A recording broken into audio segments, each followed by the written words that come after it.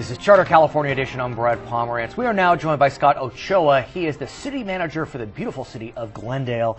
And so I want to speak with you about municipal governments. As you know, at least 3 cities in California have had to file bankruptcy, 2 of them arguably because of the weight of pension obligations, that being San Bernardino and Stockton. And I want to get a sense from you, in the simplest sense if we can, how pension obligations can weigh on a city's government. Well, those obligations are going to be general obligations of the city, and so it's going to hit the general fund. And what you'll see in those types of scenarios is that the pension obligation begins to crowd out the available funding for general municipal services, your police, your fire, parks, libraries, and what have you. And so when when PERS's actuarial, the public employee retirement system, when their funding levels began to drop precipitously because of the Great Recession from the stock market and their real estate holdings, they had to make that amount of money up somehow, some way. So what they do is go back to all of their member agencies, the municipalities and what have you. And you're part of PERS. And, you don't have Glendale, your own independent. No, Glendale is part of the PERS system. They will increase those rates. Now, over the last 10 years, you saw this evolution from PERS about the way that they would collect those rates, that funding from the cities, where early on we would go feast and famine. I can tell you about 12 years ago, City of Glendale was super funded, meaning PERS had so much money from Glendale in its accounts and was making so much money in the stock market, in real estate, that the retirement bill, if you will, to Glendale was 0. But what's interesting is, while these cities may have been super funded, what the bargaining units were doing was extracting, and I don't mean that term pejoratively, more benefits. So you have, during this feast time, you have super funding, but you also have more benefits being granted in labor negotiations. But then when the Great Recession hit, it was a double whammy. Absolutely. That's a great way to put it, because when you look at, in the 1990s, if you look before the 90s, for generations, the pension benefits had been relatively the same, rather pedestrian, and thus very stable. By the 1990s, as the new economy, such as it was taking off with the internet and the whole cyber economy, the argument was, that which goes up doesn't necessarily have to come down anymore. But you saw, absolutely it does. And you also have people simply living longer. People are living longer. The cost of those retirement years gets more expensive. Healthcare is getting more expensive. Healthcare gets more expensive. So let's talk about Glendale specifically. Many cities throughout California have had success with their bargaining units. Others have had challenges.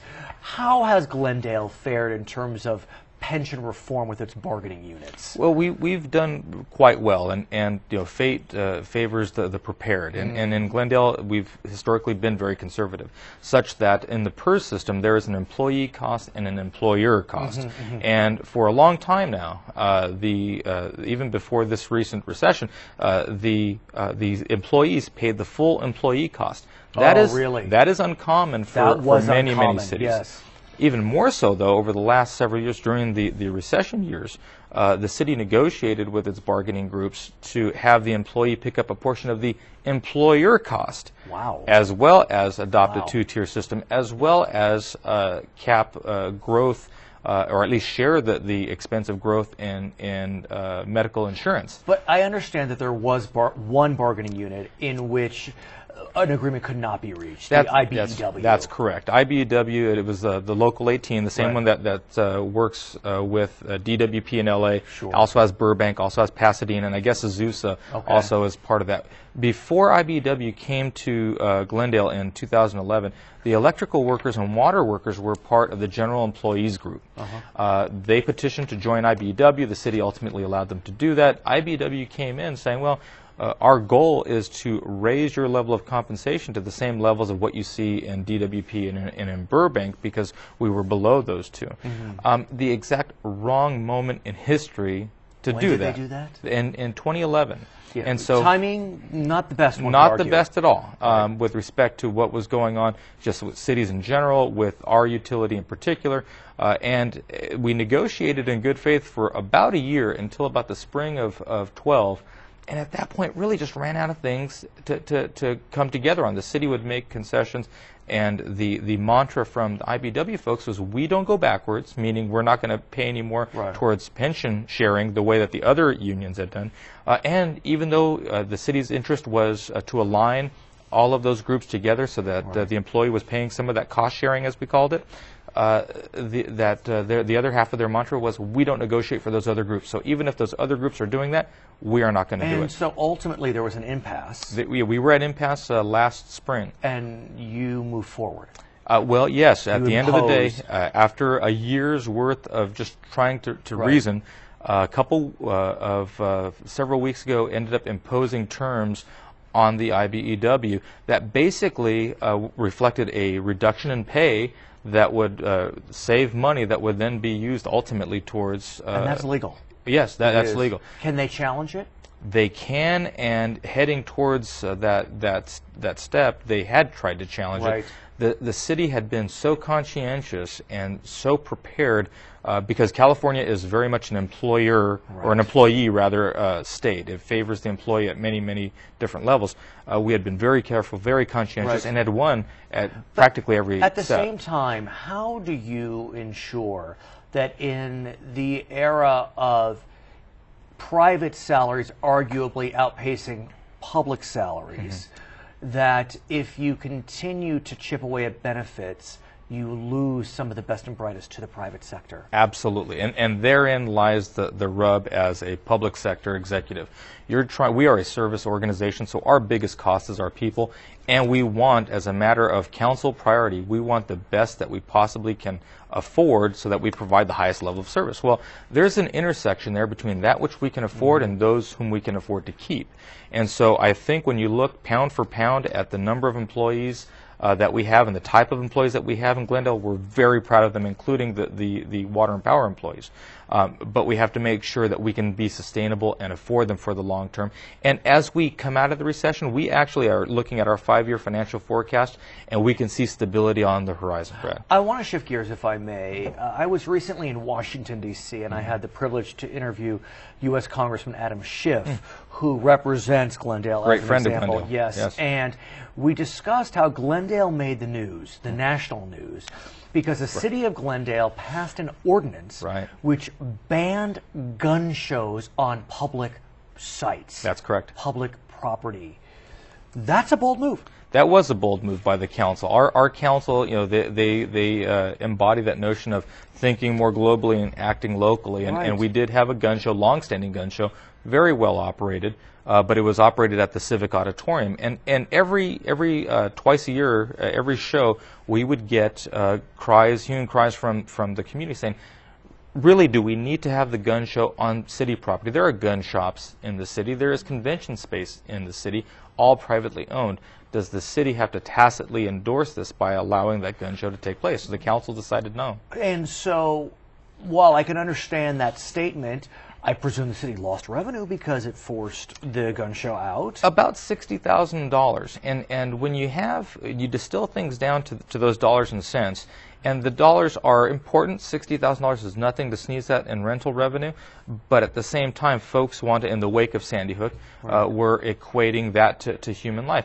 The city had to make choices along different lines, though. The city attorney was very articulate with council, and the council readily accepted the thinking behind whether or not we would do this. It really was not going to be about Sandy Hook.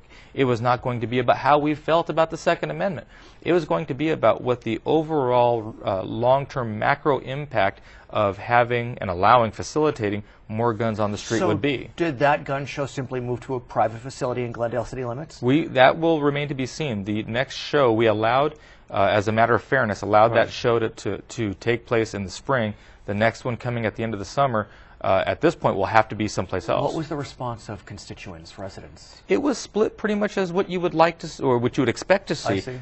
You know, half of the folks saying, you know, it's the wrong thing, and maybe a little more than half saying it's the right thing. His name is Scott Ochoa. He is the city manager for the city of Glendale. I'm Brad Pomerance. You are watching Charter California Edition. Under the FBI's current background check system, how many individuals are barred from purchasing guns? The FBI's database lists 7.3 million individuals who are barred from buying guns. Welcome back. It's Charter California edition. We are joined by Scott Svonkin. He is a member of the Board of Trustees of the Los Angeles Community College District. Sir, thank you so much for joining us. Thank you for inviting me. We just spoke with Scott Ochoa, who is the city manager for Glendale. And Glendale made big news because they passed an ordinance banning gun shows on public property. Right.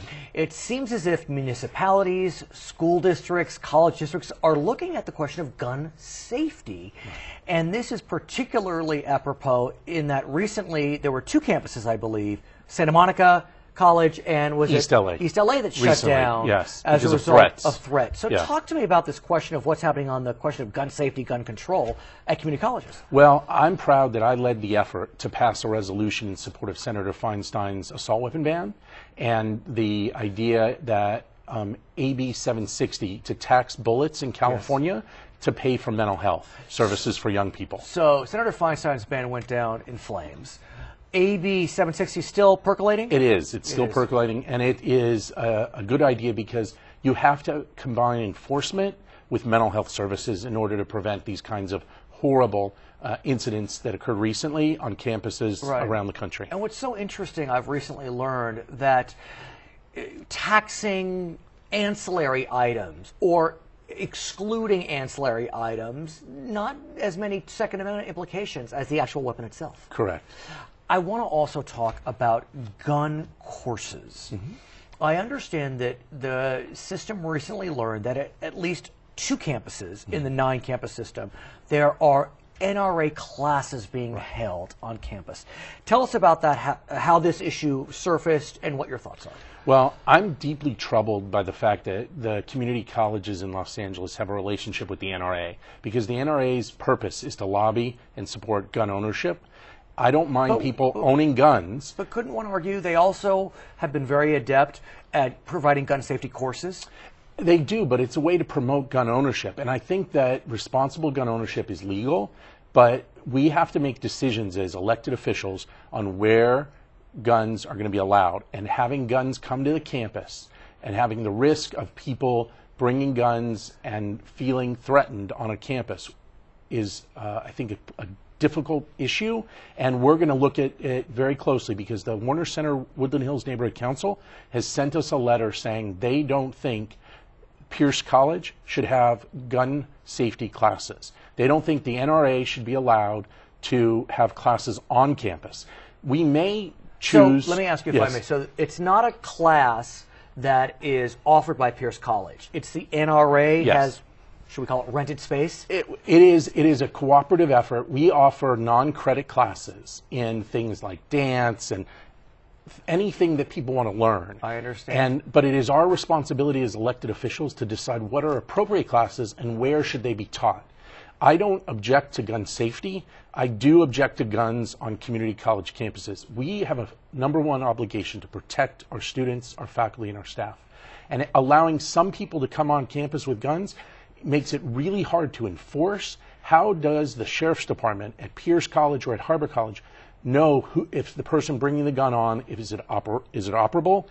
Does it have bullets? They're going to have to check every bag on campus in order to keep our students safe. I think we should ban all guns except in the hands of sworn law enforcement. Are you excluding all gun safety classes? Is that the goal? Because if you start just excluding NRA classes, there's some First Amendment applications. Well, I don't believe that we should exclude gun safety courses. We have criminal justice classes that are taught by people from law enforcement, and it is critical for those folks to learn how to safely operate a gun. I do believe that the culmination of a gun safety class taught by the NRA is done at a shooting range. I think a shooting range is the appropriate place for gun safety classes to occur when it's recreational, not mandatory as part of your class. I just wonder about the First Amendment implications, which I'm sure your council will look at. We are looking at it carefully. We are looking at it carefully, but remember, we don't have at the LA Community College District political organizations teaching classes. This, I believe, is unique. The NRA is not teaching homemaking. They are teaching a political agenda and encouraging gun ownership And I have a problem with being affiliated with the NRA. So where do we go from here on this issue? Well, right now we've a few of the members have asked, two of us have asked our general counsel to review the issue, to give us what are our legal options, to work with the instructor. We have one instructor to see if there is a solution that keeps guns off our campus but allows for people to learn gun safety. Interesting. I believe people have a right to own guns, and I believe they should learn to use them safely. The question is, should they be brought to campus, and how do we keep our students safe? I want to shift gears and speak about executive compensation. Okay. As you know, a couple of years ago, there was, actually it's not even that long ago, there was a big hue and cry about the compensation of presidents at the CSU system. And the UCs. And the UCs, but the CSU system really got hammered as a result of what happened at San Diego State with a significant bump. That question is starting to percolate down into the community college system. Right. And there was a bit of a controversy recently at LACCD. Why don't you talk about that controversy? Well, I have, since the day I got elected, worked hard to eliminate what was an $18,000 car allowance, the highest of any community college in the state. The average community college executive gets a $500 car allowance in California. LA community colleges had given each and every executive $18,000. We were cutting classes and paying this incredible perk that I, and I think many people in the faculty and staff, thought was egregious, because anybody that goes on a trip for the campus has to submit for reimbursement mileage. And so I believe everybody should have been treated fairly. So who was getting this $18,000? The presidents of each college and the executives in the district office. So there was some resolution on this question. Yeah. Well, it's interesting. There were 3 different votes. The first vote was 4-3 to eliminate it, with the 3 being the losing side, which I was on. Then I had a vote a year later, which was 5-2. And this last vote, 5-2 to eliminate it. To eliminate. Well, no, I was on the losing side each time. It just got smaller and smaller. Okay. I stood alone in fighting to eliminate the car allowance. And what happened was I had a small victory in that we reduced the car allowance, but I lost because the board voted to move the car allowance into the base pay of the college presidents, which I thought was a pay increase. That being said, I do want to talk about the notion of executive compensation. Mm-hmm. I think it's very easy to bash presidents, mm-hmm. executive vice presidents of educational institutions for high salaries. Right. But let's face it, this is a competitive environment. Mm-hmm. And if you are at the level where you are being considered to be the president of Pierce College, Harbor, East LA, whatever it may be, you're a pretty bright guy or gal. Mm-hmm. And so one could argue that nickel and diming these college presidents when folks in Arizona would surely take them is not to the advantage of the California community college system. How would you respond to that? Well, our compensation from the chancellor on down is competitive. Depending on which position, we can be found in the 50th percentile or higher. We have incredible benefits. We're California. We have higher standard of living. Yeah. Look, I'm not saying we shouldn't be fiscally prudent. I'm not saying we shouldn't be frugal. But I really do think that there's a viable argument that this nickel and diming. Let me give an example. Okay. The president of Cal State Long Beach, King Alexander, revered. He's leaving and going to LSU. Right. Whether it's because of the nickel and diming, I don't know. But we're losing some of our best and brightest. I think being a college executive is like being a public servant at any level in government. I understand. And you don't go into education. My dad taught for almost 40 years at an inner city middle school, and he barely got by. At that level, don't you want to be able to lure the best and the brightest with perks, compensation? I think we should pay them a fair wage. I don't believe that the public is okay, and nor am I, with giving perks. I think perks are something that's done in the private sector to reward profits. We need presidents, and we need the best and the brightest in the country. We're undertaking a search for the chancellor of LACCD. Right. It's the highest paid position in California. Is that bad? No, it's good because we're the biggest and the most difficult to run. He's Scott Svonkin. I'm Brad Pomerance. This is Charter California Edition. What percentage of community college students in the United States live in California. 25% of all community college students throughout the U.S. live in the Golden State. Welcome back to Charter California Edition. I'm Brad Pomerance. We are now joined by Bill Caswell. He's a Senior Vice President of Operations for Kaiser Permanente in Southern California.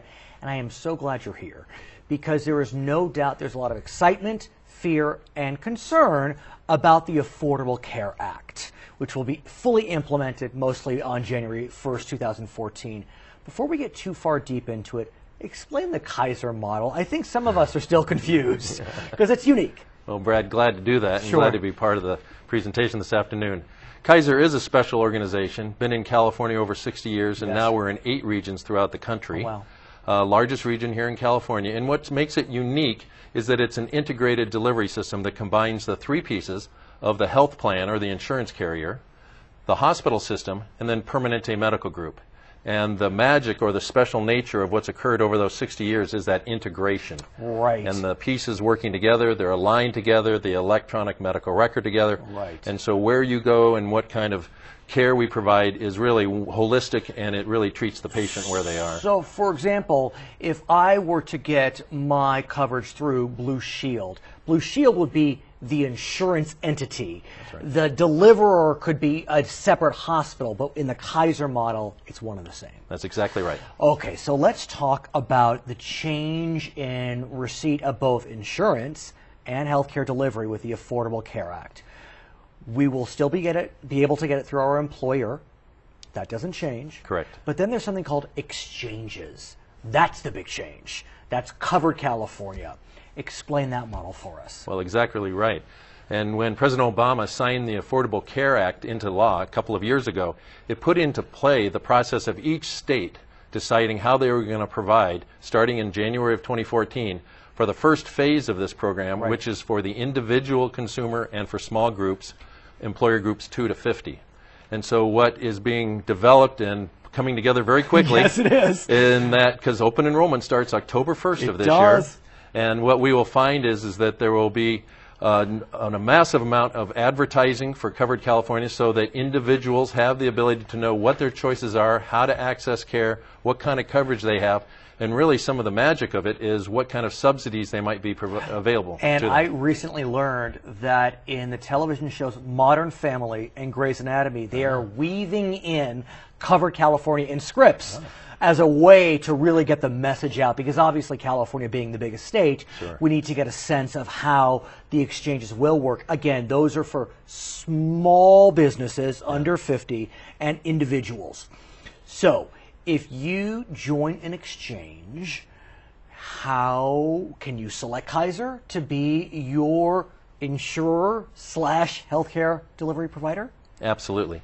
What the exchange is forming is geographies where there will be qualified health plans, and going through that process now of selecting those plans, and they will contract with the state to then be offered to individuals and small groups, of which Kaiser will be part of that network, as will other health plans and potentially other narrow network delivery systems. And the hope and dream of the exchange is that for a large corporation, they have bargaining power. So that employer can negotiate with Kaiser and whomever it may be to get the best rates possible, the best delivery possible. If you're part of an exchange, you will have that same bargaining power because there'll be so many entities and individuals part of the exchange. Yes, and let's take a minute Please. and try to understand what the actual Accountable Care Act afforded individuals and why did it come together.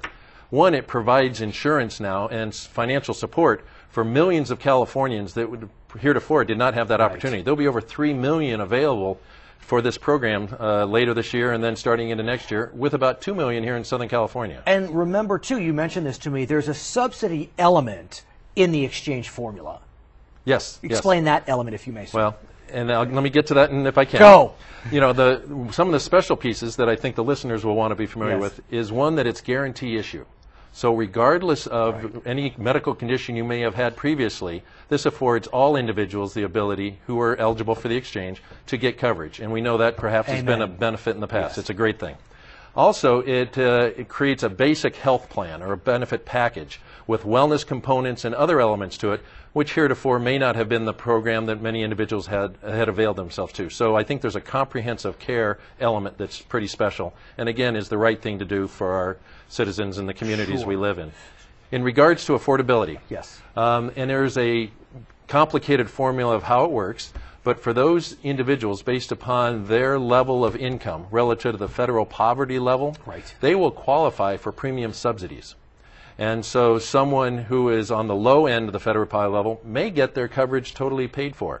Through an exchange. Through the exchange. And that's separate from Medi-Cal, Medicaid, which we'll talk about in a moment, correct? Yes, it is. Yes, it is. Okay, so we know there's a subsidy element, part of the exchange. Let's now move to Medicaid, which in California is known as Medi-Cal. Exactly right. You know the Supreme Court ruled that while the individual mandate was constitutional, the mandatory expansion of Medicaid was not, so states could decide whether they would accept the federal subsidy to expand Medi-Cal. California is. Yeah, that's right. They're accepting the subsidy. That's right. 100% coverage for 5 years or whatever it may be. Yes. So, talk to us about that Medi-Cal, Medicaid expansion. Yes.